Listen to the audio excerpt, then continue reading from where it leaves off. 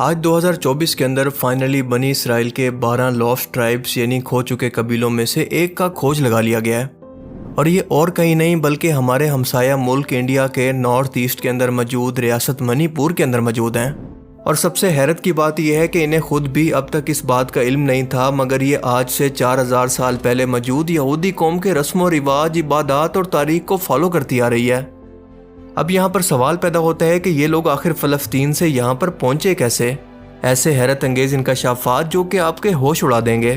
لیکن اس سے پہلے آپ کو بنی اسرائیل قوم کی تاریخ اور ان کے گمشدہ 12 قبیلوں کی ہسٹری کو مختصر طور پر سمجھنا ہوگا، تو آئیے پہلے ان کو جان لیتے ہیں۔ حضرت ابراہیم علیہ السلام کو اللہ نے نمرود کی آگ سے نجات دی تو آپ نے فلسطین کی طرف ہجرت کی، اور یہاں پر آپ کے 2 بیٹے، پہلی بیوی حضرت سارہ سے اسحاق علیہ السلام اور دوسری بیوی ہاجرہ سے اسماعیل علیہ السلام پیدا ہوئے۔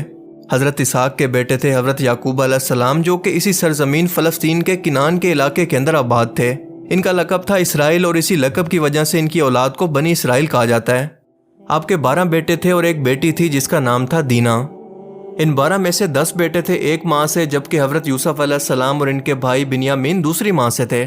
انہی 12 بیٹوں سے آگے چل کر ایک نسل آگے بڑھی، جن میں زیادہ مشہور نام حضرت یوسف علیہ السلام، بنیامین، لاوی، شمون اور یہودا تھے۔ لاوی یوسف علیہ السلام کے وہ بھائی تھے جو کہ باقی بھائیوں سے بہت زیادہ نرم دل تھے، اور انہوں نے یہ مشورہ دیا تھا کہ یوسف کو قتل نہ کرو بلکہ کنویں کے اندر ڈال دو تاکہ کوئی اس کو یہاں سے نکال کر ہم سے بہت دور لے جائے۔ لاوی کی ہی نسل سے آگے چل کر حضرت موسیٰ علیہ السلام پیدا ہوئے، جنہوں نے بنی اسرائیل قوم کو فرعون مصر سے نجات دلوا کر فلسطین کے اندر آ کر دوبارہ سے آباد کیا، کیونکہ آپ جانتے ہیں کہ حضرت یوسف علیہ السلام کے دور کے اندر یہ بنی اسرائیل قوم مصر کے اندر آ کر آباد ہو گئی تھی۔ یہودا کی نسل آج اسی نسبت سے یہودی کہلاتی ہے، جو کہ موجودہ اسرائیل کے اندر موجود ہے، اور دنیا بھر سے ان یہودیوں کو یہاں پر لا کر بسایا جا رہا ہے۔ یہودا ہی کی نسل سے حضرت داؤد علیہ السلام اور حضرت سلیمان علیہ السلام تھے، جن کی حکومت اللہ نے پوری دنیا پر قائم کی تھی، جبکہ بنی اسرائیل کی ڈیفینیشن کے اندر یہ تمام 12 قبیلے شامل ہیں۔ اب یہاں پر یہ سوال پیدا ہوتا ہے کہ بنی اسرائیل کے یہ 11 قبیلے اس وقت کہاں ہیں؟ یوسفی، شمونی، لاوی اور اس کے علاوہ بنیامین جیسے قبیلوں کا کیا ہوا؟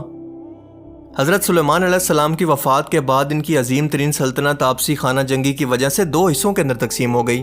بنی اسرائیل کے 10 قبیلے یہودا قبیلے کی سرداری سے خود کو آزاد کر کے ایک نئی ریاست اسرائیل بناتے ہیں، جبکہ یہودا اور بنیامین قبیلہ اپنی جگہ پر قائم رہے، جس کو نام دیا گیا kingdom of جودا۔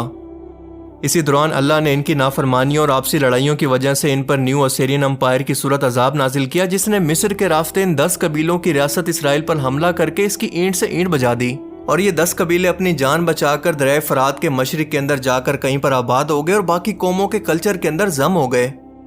New Assyrian umpire نے باقی 2 قبیلوں یعنی بنیامین اور یہودا کی ریاست کنگڈم آف جودا یعنی یہودا کی ریاست پر بھی حملہ کیا، لیکن وہ اس کو فتح نہ کر سکے۔ کنگڈم آف جوڈا کے اندر کیونکہ یہودا قبیلہ حکمران اور طاقتور تھا، لہٰذا اس ریاست جوڈا اور یہاں پر رہنے والی قوم کو یہودی کہا جانے لگا۔ 1300 BC میں بابل کے بادشاہ بخت نصر نے اس پر حملہ کر کے اسے مکمل طور پر تباہ کر دیا، اور ہیکل سلیمانی جسے سلیمان علیہ السلام نے بنوایا تھا اس کو تباہ کر دیا۔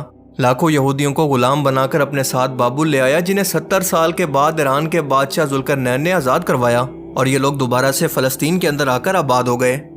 ان لوگوں نے واپس آ کر ایک بار پھر سے اس تباہ شدہ ہیکل سلیمانی کو دوبارہ سے تعمیر کیا۔ اس کے 600 سال کے بعد رومن امپائر کے بادشاہ ٹائٹس نے اس ریاست کے شہر یروشلم پر حملہ کر کے اس کو مکمل طور پر تباہ کر دیا، اور دوسری مرتبہ ہیکل سلیمانی بھی تباہ ہو گیا، اور یہ یہودی قوم دربدر ہو کر یورپ، امریکہ اور برطانیہ کے اندر چلی گئی۔ لیکن ان 10 قبیلوں کا 2000 سال سے کوئی اتا پتہ نہیں تھا۔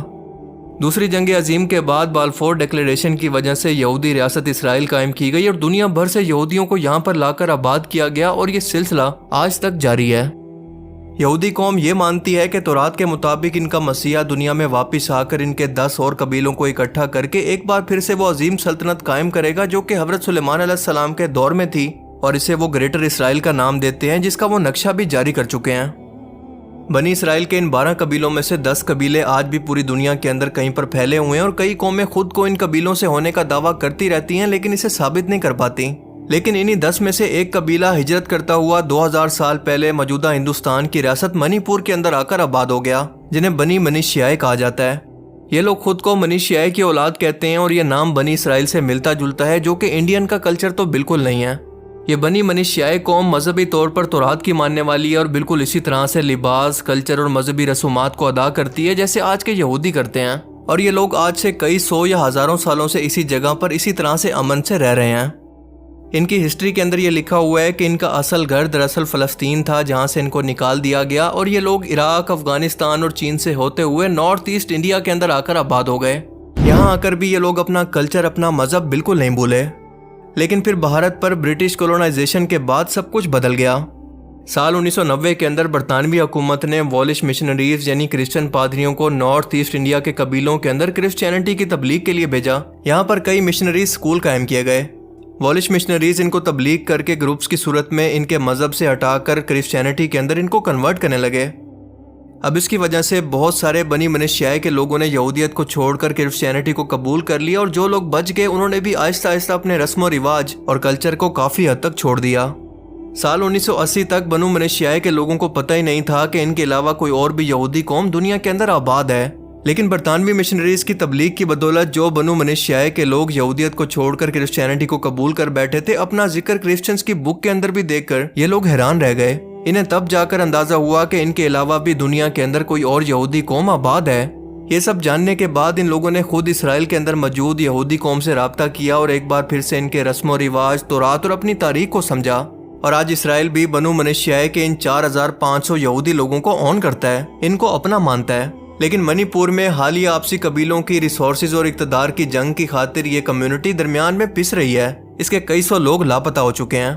इतनी छोटी कम्युनिटी होने की वजह से भारतीय सरकार ने भी इन पर कोई खास तवज्जो नहीं दी। लेकिन अब यहाँ पर सवाल ये पैदा होता है कि ये लोग आज आखिर इसराइल के अंदर जाकर आबाद क्यों नहीं हो जाते। इसका जवाब है कि इस वक्त भी बनु मनीषियाई के ज़्यादातर लोग इसराइल के अंदर ही आबाद हैं और इनकी मिलिट्री, बिजनेस और मजहबी तौर पर अच्छा खासा काम कर रहे हैं। लेकिन आज इस टाइम के अंदर इस मकसद के लिए आपको पहले अपने यहूदी नस्ल, बाप दादा का सिलसिला साबित करना होगा और बनु मनीषियाई की अपनी लिखी हुई तारीख के मुताबिक ये लोग अपना सिलसिला नसब साबित कर चुके हैं और इसके साथ साथ अपना DNA टेस्ट करवा कर भी ये साबित कर चुके हैं कि ये उन्हीं के फर्जंद हैं, यानी कि सिलसिला बनी इसराइल के लोग। लेकिन आज हकीकत ये है कि इसराइली यहूदी रेसिज्म की वजह से बनु मनीषियाई के लोगों को अपने बराबर नहीं समझते। इनको हकारत की निगाह से देखते हैं जैसे ये कोई बहुत ही नीची जात के लोग हों।